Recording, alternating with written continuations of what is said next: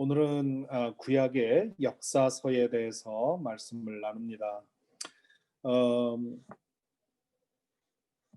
구약의 역사서라고 한다면 이스라엘이라는 국가가 형성이 되고 성장하고 패망하는 역사지요.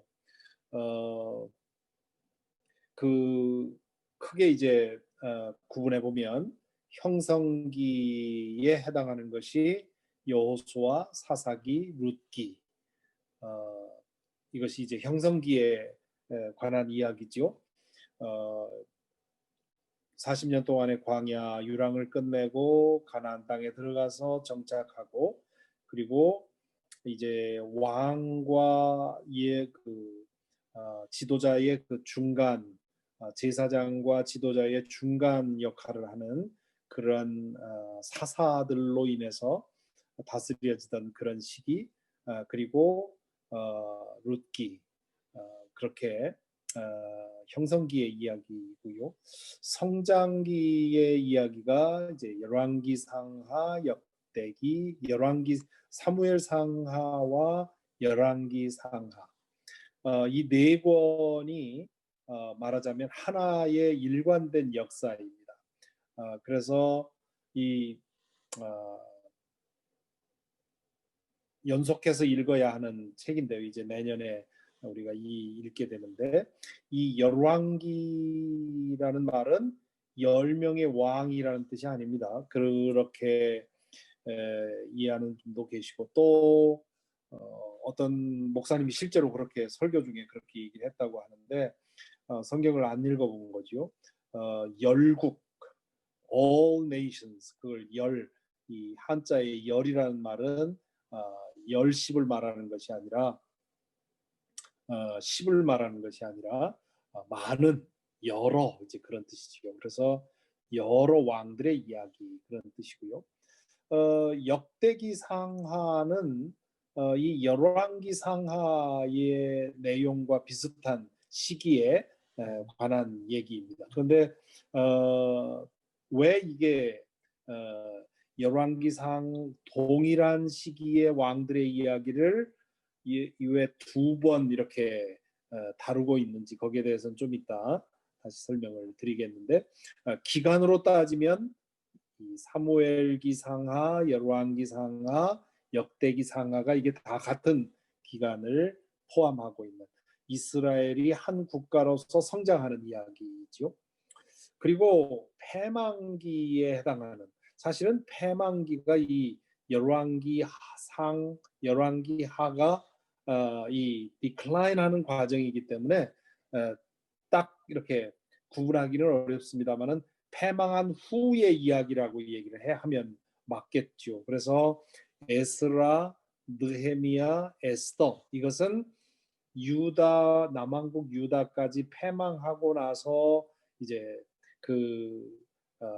포로기를 거쳐서 돌아올 이후의 이야기이지요. 그래서 시기적으로 이렇게 크게 셋으로 나뉘는 것이 이스라엘의 구약의 역사서입니다. 조금 전에 말씀드린 것처럼 특별히 이 열왕기 상하와 역대기 상하가 서로 맞물리는데, 이 비슷한 시기에 해당하는데, 이게 왜 이런가 하는 것을 말씀을 드리겠는데요. 구약 성경의 역사서 안에는 두 흐름이 결합되어 있습니다. 그래서 하나는 신명기 역사서라는 것이고요, 다른 하나는 역대기 역사서입니다. 신명기 역사서는 여호수아, 사사기, 룻기, 사무엘 상하, 열왕기 상하, 이 모든 책들이 한 저자는 아니고요. 이 신명기 역사서는 한 사람이 쓴 것이라기보다는 하나의 스쿨, 하나의 학파에서 쓴 것이라고 보는데, 그래서 같은 그룹에서 나온 작품이라고 봅니다. 이 책들이. 그래서 이 신명기 역사서들은 이스라엘 국가의 형성, 성장, 멸망의 역사를 그리고 있는데 초점은 이스라엘의 멸망이 결국 죄로 인한 하나님의 심판이었다는 점을 강조를 합니다. 그래서 이 후대의 이 역사서를 읽는 사람들이 사람들에게 당신들도 이와 같은 실패와 심판의 역사를 반복하지 않으려면 하나님의 말씀을 바로 듣고 거룩하게 살라고 하는 그러한 교훈을 가진 것이 이 신명기 역사서입니다. 반면에 역대기 역사서는 여기 잘못됐는데 열왕기상하가 아니라 역대기상하, 에스라서, 느헤미야서 이렇습니다. 역대기상하, 에스라서, 느헤미야서가 역대기 역사서라 그렇게 얘기를 하는데요. 이건 뭐냐 하면 이 열왕기상하와 다른 점이 뭐냐 하면 역대기 역사는 아담으로부터 시작을 합니다. 그러니까 이 아담으로부터 시작해서 유다 멸망까지의 이야기를 아주 신속하게 다루고 있죠. 그런데 차이가 뭐냐면 신명기 역사서와 역대기 역사서의 차이는 뭐냐면 남왕국 유다를 중심으로 역사를 쓴다는 것입니다. 이 신명기 역사서는 이 사무엘상하, 열왕기상하에는 통일왕국, 그 다음에 분열왕국, 그리고 북왕국 이스라엘의 이야기와 남왕국 이야기를 마치 카메라가 앵글을 바꿔가면서 이야기를 하는 것처럼 그렇게 두 나라를 모두 그 역사를 추적하는데 이 역대기는 남왕국 유다만을 중심으로 합니다. 그리고 이 역대기 상하, 에스라서, 느헤미야서가 일관되게 보여주려고 하는 제시하려는 건 뭐냐면 희망입니다. 비록 유다가 이렇게 심판을 받고 멸망했지만 여전히 하나님은 이 유다를 보살피고 있고 유다를 일으키려고 하는 그런 계획을 가지고 있다. 그래서 이 신명기 역사서는 하나님의 심판을 강조한다면 이 역대기 역사서는 희망을 강조합니다. 그래서 마치 동일한 예수님의 이야기가 마태복음, 마가복음, 누가복음, 요한복음에서 약간씩 앵글의 차이와 또 내용에도 좀 차이가 있고요. 고르는 그 이야기에도 차이가 있는 것처럼 이 열왕기상하와 역대기상하는 그런 점에서 차이가 있어요. 동일한 시기를 다루고 있어서 같은 양쪽에 둘 다 보도된 이야기도 있지만 또 열왕기상하에는 보도됐는데 역대기에서는 다루지 않는 그런 부분도 있고요. 그 이유가 바로 하나님의 심판을 강조하려는 거하고 하나님께서 여전히 이스라엘을 유다를 돌보고 있다고 하는 희망을 강조하려는 점에서 그런 차이가 생겼다 그렇게 보고 있습니다. 이 이스라엘의 역사서가 다루고 있는 대략적인 연대기를 보면요. 구약의 연대기에 대해서는 사실 학자들 사이에 의견의 차이가 있습니다. 연대 추정이 조금 다른 거죠. 그래서 고대로 갈수록 시차가 많고요. 어떤 경우에는 100년 혹은 200년 학자들마다 차이가 있고 후대로 올수록 차이가 조금 줄어듭니다. 그래서 이 레퍼런스마다 참고서마다 연대가 좀 다른 것은 그건 어쩔 수 없는 고대의 연대이기 때문에 무엇을 기준으로 삼느냐에 따라서 연대가 조금씩 달라지는 거죠. 그래서 여기서 말할 수 있는 건 경이라는 말을 할 수밖에 없습니다. 그래서 여호수아와 초기 사사들의 이야기는 주전 1300년경의 이야기죠. 그리고 중기 후기 사사들은 주전 1200년에서 1100년, 그리고 사사 말기와 사무엘상은 주전 1000년 정도, 지금으로부터 약 3000년 정도 이전에 있었던 그런 이야기입니다. 그리고 사무엘하, 열왕기상 이런 내용은 주전 1000년에서 900년, 그리고 열왕기하는 주전 900년에서 500년에 있었던 그런 이야기입니다. 그리고 포로기는 주전 500년 경의 이야기죠.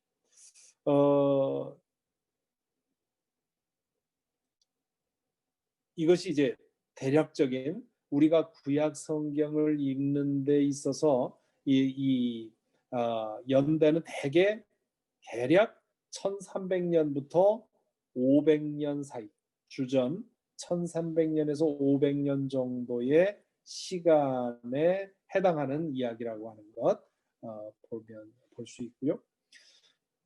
이스라엘 역사의 골격을 보면 다음과 같이 정리가 됩니다. 이스라엘 역사의 형성기의 인물은 여호수아와 사사들이죠. 이 사사기가 다룬 시간이 약 400년입니다. 400년 동안 있었던 일들을 짧은 몇 개의 이야기만 거기에 기록이 되어 있는 것이죠.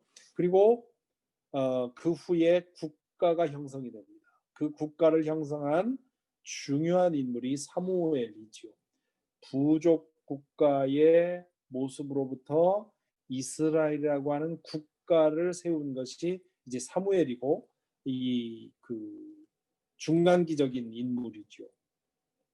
그리고 그로 인해서 세워진 초대 이스라엘 임금이 사울입니다. 그것이 추정컨대 주전 1080년에서 1010년 정도에 이르는 기간이라고 봅니다.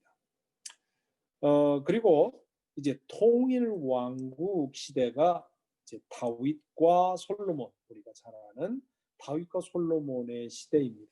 사울의 시대만 해도 그렇게 국력이 그 나라가 크질 못했는데, 다윗이 왕이 되면서 이제 이스라엘 12지파를 다 통합하게 되고, 그리고 이제 국가를 점점 확장시키죠. 그래서 다윗의 통치가 추정컨대 1010년부터 970년, 40년 통치를 하게 되는데, 솔로몬은 추정컨대 970년부터 931년, 그도 역시 40년 통치를 하게 됩니다. 그리고 나서 분열 왕국이 이어지죠. 솔로몬 이후에 여로보암의 그 북왕국과 르호보암의 남왕국으로 나뉘게 됩니다. 이게 주전 931년인데, 이 여로보암은 이 솔로몬의 그 장군이었고요. 르호보암은 솔로몬의 아들이었습니다. 그러다 보니까 이 정통성에 있어서 남왕국 유다가 정통성이 있는 거죠. 이스라엘에게는 이 다윗이라고 하는 존재가 매우 중요한데, 다윗의 후예가 이어진 것이 남왕국인 겁니다. 그래서 사무엘상 사무엘하, 열왕기상하에 보면 북왕국의 역사는 남왕국보다 훨씬 더 피비린내가 많이 납니다. 왜냐하면 그 정통성이 약하다 보니까 이 혈통으로 이어지기보다는 계속 암살당하고 이런 일들이 계속 일어나지요. 반면에 남왕국은 이 다윗의 혈통이라는 것 때문에 그래도 뭐 그런 피비린내 나는 그런 왕자들의 싸움도 있곤 했지만 그 계통으로 이어져 가는 것을 보게 됩니다. 그리고 북왕국 이스라엘이 먼저 그러다가 멸망을 하는데, 722년, 주전 722년에 아시리아에 의해서 패망하게 됩니다. 이스라엘이 먼저, 북왕국이 먼저 망하게 되죠. 그리고 남왕국 유다는 주전 597년에 바벨론에 의해서 패망하게 됩니다. 그러니까 이스라엘이 멸망한 후로 그 약 한 150년경 130년 정도를 계속 살게 되는데, 물론 그 사이에 굉장히 고통이 많았습니다. 그렇지만 어쨌든 그렇게 연명하다가 바벨론에 의해서 패망하게 됩니다. 그리고 597년부터 3차에 걸쳐서 포로로 잡혀가서 약 70년 동안 포로 생활을 하게 되죠. 이것이 이제 유다의 바벨론 포로기. 그리고 바벨론이 페르시아에 의해 멸망하자 고레스의 칙령에 의해서 귀환이 허용이 되면서 70년 후에 유다가 회복하게 되죠. 그래서 이 그 역사서를 읽을 때 이러한 기본적인 틀은 가지고 읽어야 제대로 이해할 수가, 따라갈 수가 있습니다. 이제 내년에 이 이스라엘의 역사서를 쭉 읽게 되기 때문에 이 틀이 매우 중요합니다. 또한 제가 개인적으로 이스라엘의 역사서를 읽을 때 이 이스라엘과 중요한 관계에 있는 나라들을 이해하는 것도 또 매우 중요합니다. 지금 이 시간에 제가 그런 것들을 자세히 설명할 수는 없지만 중요한 이스라엘의 역사에 아주 중요한 영향을 미친 나라들 5개만 간단히 말씀을 드리면, 첫째는 이집트이죠. 이집트는 주전 671년에 아시리아에 의해서 침략당하기 전까지 3000년 가까이 최강국으로 군림을 했습니다. 그 이후로 이집트는 내리막길을 걸어서 오늘날까지 지속이 되고 있죠. 우리 한국 사람들은 한국 역사에 우리가 가장 전성기에 살고 있지 않습니까? 그렇기 때문에 우리는 과거의 역사를 읽으면서 거기에 대해서 자부심을 갖고 하는데, 지금 현재 이집트 사람들은 이집트 역사에 가장 암울한 시기를 살고 있단 말이에요. 그래서 이 사람들은 과거에 자기 민족의 그 황금기를 보면서 어떤 생각을 할까, 그런 궁금증이 있습니다. 이스라엘은 전성기에 이집트의 전성기를 말합니다. 이집트의 전성기에 이스라엘은 400년 동안 이집트의 보호 아래서 성장을 했습니다. 제가 모세에 대해서 얘기할 때 그런 말씀 드렸습니다만은, 왜 400년 동안 이 이스라엘 백성이 이집트에서 살도록 내버려 두셨을까? 거기엔 여러 가지 이유가 있겠죠. 그런데 그 중에 한 가지는 이 이스라엘이 하나의 부족으로부터 민족으로 성장하는 데에 필요하지 않았겠나. 물론 나중에는 박해를 받았지만 그 이전에는 상당한 기간 동안 평화롭게 보호받으면서 최강국의 보호 아래서 이스라엘이 자라가게 된 것이죠. 그러나 출애굽 이후로 이집트는 이스라엘과 알력 관계에 있었습니다.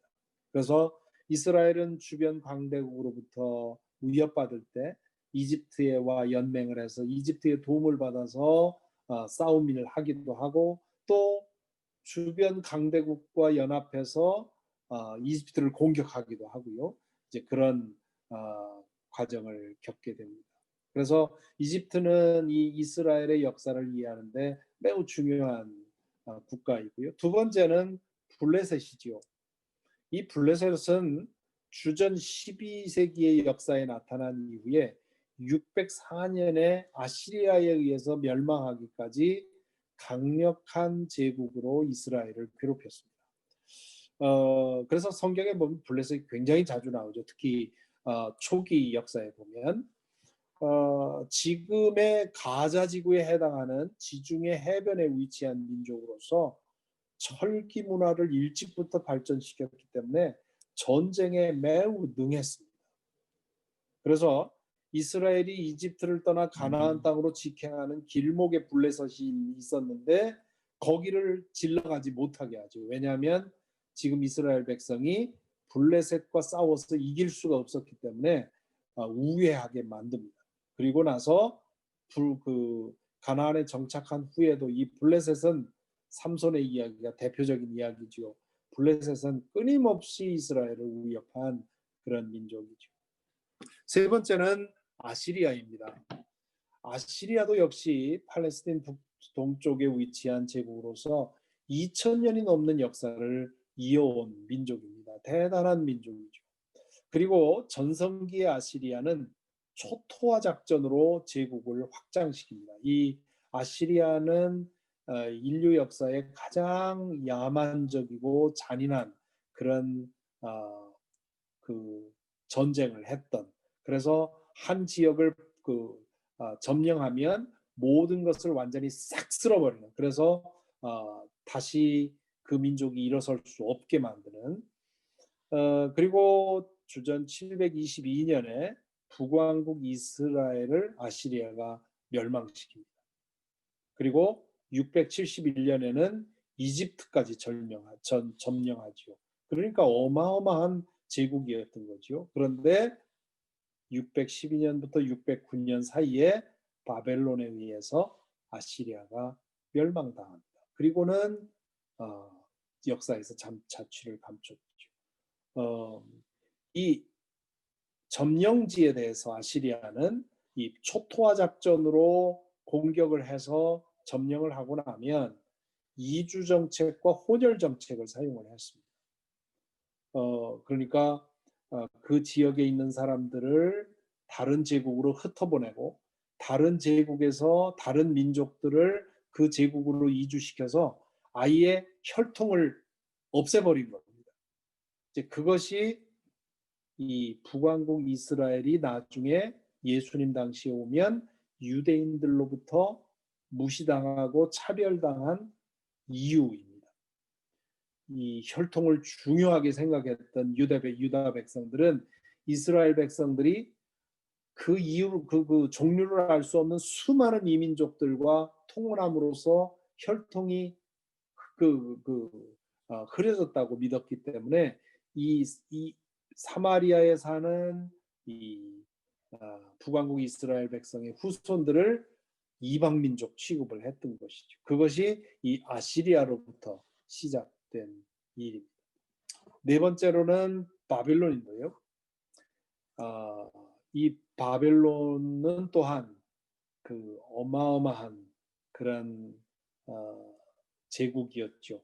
아시리아와 함께 메소포타미아에서 3000년 넘게 호령해온 민족입니다. 이 이스라엘과 유다가 쇠퇴하는 시기에 아시리아와 패권을 다투었는데요. 한때 아시리아에 굴복하기도 했지만 나중에는 아시리아를 멸망시키고 지역의 패저로 군림을 합니다. 그리고 이 바벨론은 점령국에 대해서는 아시리아와는 달리 포로 정책으로 무력화시킵니다. 그러니까 한 지역을, 한 나라를 점령하면 그 나라의 지도급 되는 사람들, 똑똑한 사람들, 귀족들, 그런 사람들을 모두 다 바벨론으로 데려와서 거기서 포로 생활을 시킨 겁니다. 그러니까 본국에는 가난하고 배운 거 없고 능력 없는 사람들만 남아 있는 거죠. 그러니까 다시 독립을 하기 위해서 뭔가 결속해서 항거할 수 없게 만드는 그런 일을 하게 됩니다. 그래서 남왕국 유다를 점령한 후에 유다 백성들을 이제 지도급 되는 그런 사람들을 바벨론으로 이주시키는 것이죠. 그리고 이 바벨론도 페르시아의 고레스 대왕에게 패망합니다. 이걸 보면 이 영원한 제국은 없다고 하는 것을 그래서 다시 한번 확인을 하게 되는 거죠. 그리고 다섯 번째가 페르시아입니다. 주전 9세기경부터 형성된 국가로서 고레스 대왕 시절의 전성기에 이릅니다.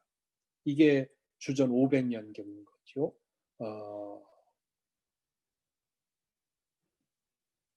고레스 대왕이 당시의 패자인 바벨론 제국을 점령을 합니다. 그러니까 이 바벨론도 사실 그 당시로는 이 제국이 무너지리라고 상상할 수가 없을 만큼 강한 나라였습니다.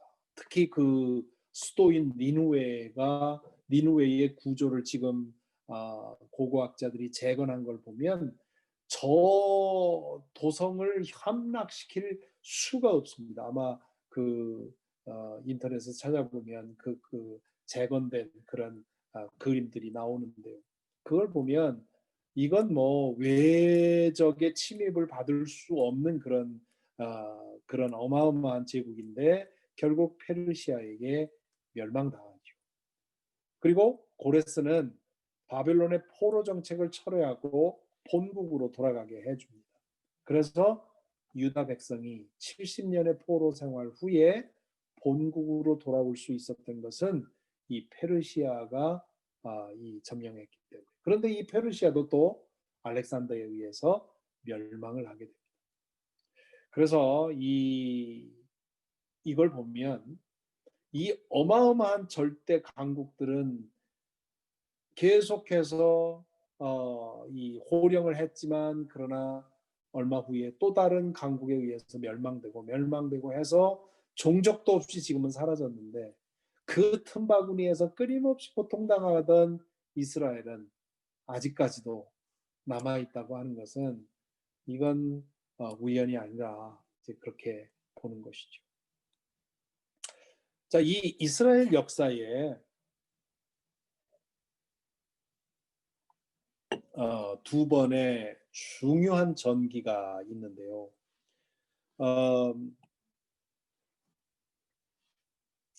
하나는 이집트에서의 노예 생활이고 다른 하나는 바벨론에서의 포로 생활입니다. 이것이 이스라엘 역사가 형성된 중요한 시기인데요.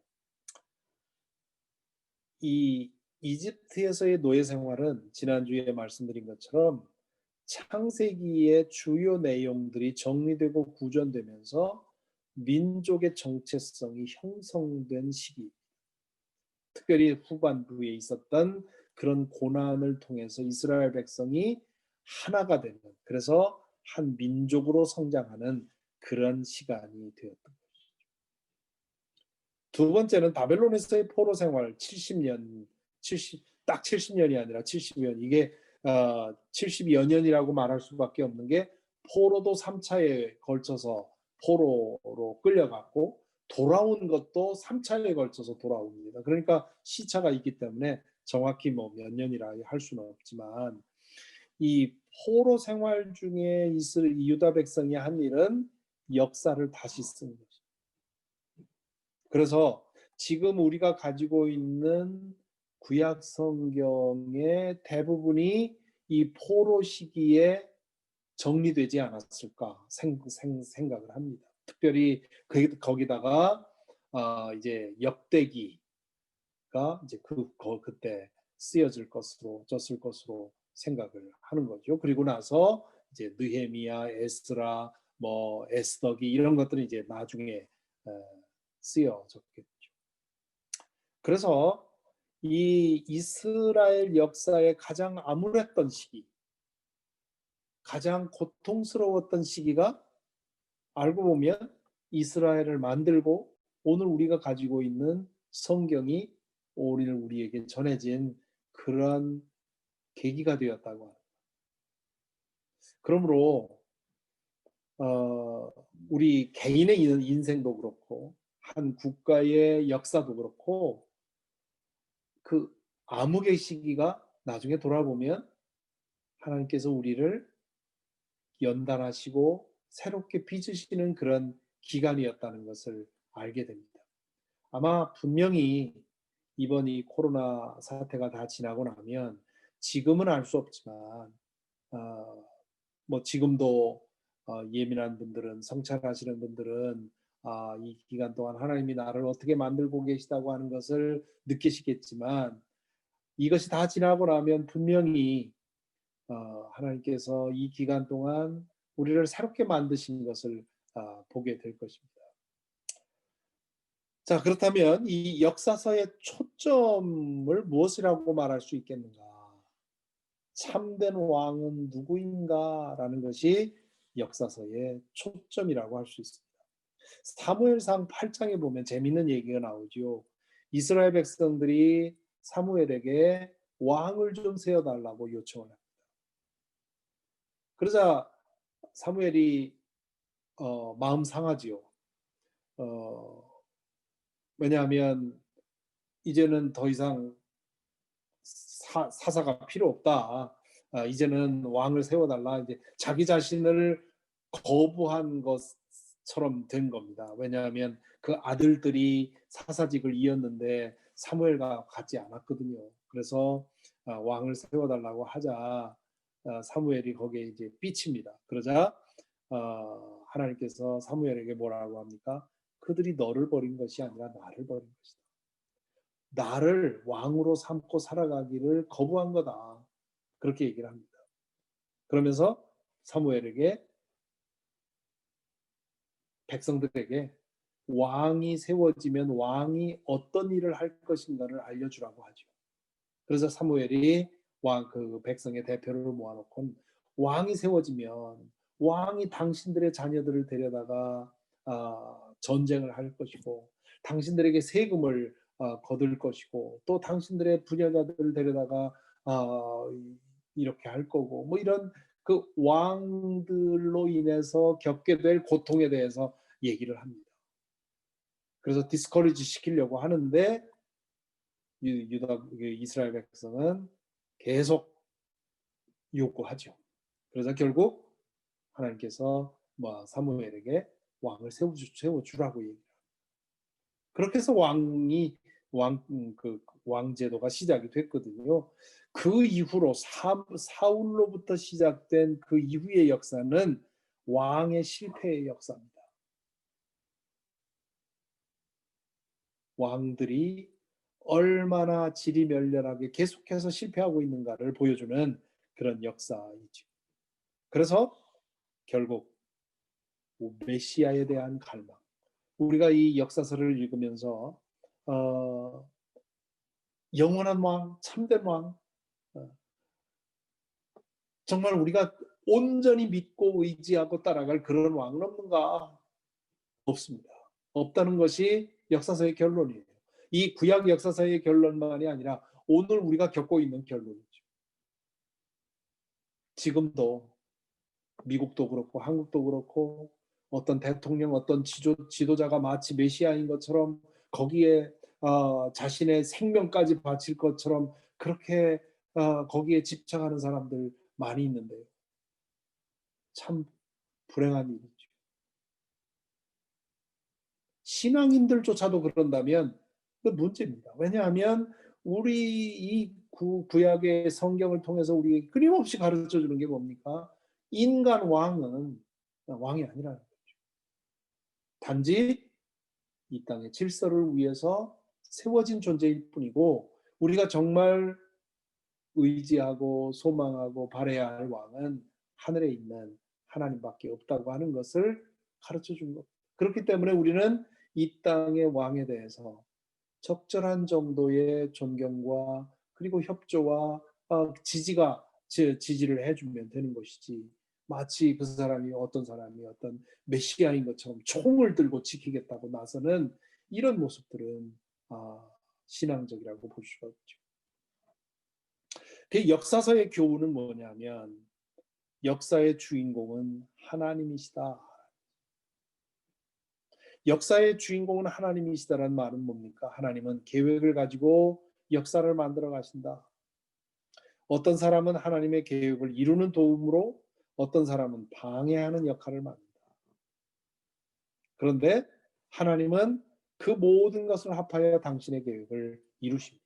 그러니까 내가 하나님의 계획을 방해하든 어, 안 하든 하나님에게는 손해가 되는 것이 없습니다. 왜냐하면 하나님은 그 모든 것을 만들어서 역사를 이루어 가시기 때문이죠. 문제는 우리죠. 우리의 과제는 하나님의 드라마에서 어떤 역할을 맡을 것인가. 그리고 이 역사서를 읽으면서 우리가 깨닫는 것은 아무리 사소한 일도 하나님 앞에 작지 않고 아무리 큰 일도 하나님 앞에서 크지 않다. 이까진 일이, 이 작은 일이 하나님 나라에 무슨 도움이 될까? 그런 생각하기 쉽죠. 나 같은 존재가 하나님에게 무슨 소용이 될까? 그런 생각하기 쉽습니다. 그러나 역사서를 읽어보면 아주 사소한 일도, 아주 보잘것없는 인물도 다 하나님의 역사에 유익하게 사용이 되는 것을 봅니다. 반면에 아무리 대단히 큰 인물도 그렇고 아무리 대단한 큰 일도 하나님 앞에서는 아무것도 아닌 것이죠. 그러므로 역사의 희망은 인간이 아니라 하나님에게 있다 하는 것이 우리가 이 역사서를 읽으면서 배우게 되는 교훈입니다.